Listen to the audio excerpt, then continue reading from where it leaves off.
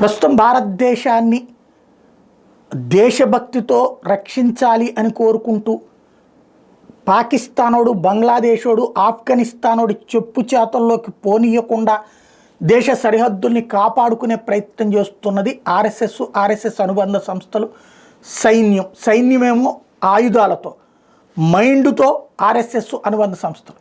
కాబట్టి ఇప్పుడు ఈ దేశాన్ని స్వాధీనం చేసుకోవాలంటే భావాన్ని దెబ్బతీయాలి. సైన్యాన్ని దెబ్బతీయడం పెద్ద కష్టం కాదు. ఆ తర్వాత రోజుల్లో ముందు మానసికంగా మనల్ని దెబ్బతీయాలి. మానసికంగా దెబ్బతీయాలంటే ఈ దేశంలో ఆర్ఎస్ఎస్ని టార్గెట్ చేయాలి అన్నటువంటిది కొన్ని సంస్థల యొక్క, ఈ దేశ ద్రోహుల యొక్క కుట్ర. అది అస్సాంలో ఐడెంటిఫై అయింది. తాజాగా ఆపరేషన్ ప్రగత్ అనే పేరుతో అస్సాం పోలీసులు అరెస్ట్ చేసినటువంటిది అన్సరుల్లా బంగ్లా టీం టెర్రరిస్ట్ ఒకడిని. వాడి నుంచి బయటపడినటువంటి అసలు విషయం ఏంటంటే దేశంలోని వివిధ ప్రాంతాల్లో ఆర్ఎస్ఎస్కి సంబంధించిన నాయకులు, కార్యకర్తల్ని హత్య చేయాలన్నటువంటిది ప్లాన్. దేశం మొత్తం మీద కూడా వీళ్ళు ఎక్కడ కార్యకలాపాలు నడిపినా ఆర్ఎస్ఎస్ వాళ్ళని టార్గెట్ చేసుకోవాలి. తద్వారా ఆర్ఎస్ఎస్ వాళ్ళలో భయోత్పాతాన్ని సృష్టించాలన్నటువంటి ఆట ఆడుతున్నారన్నమాట.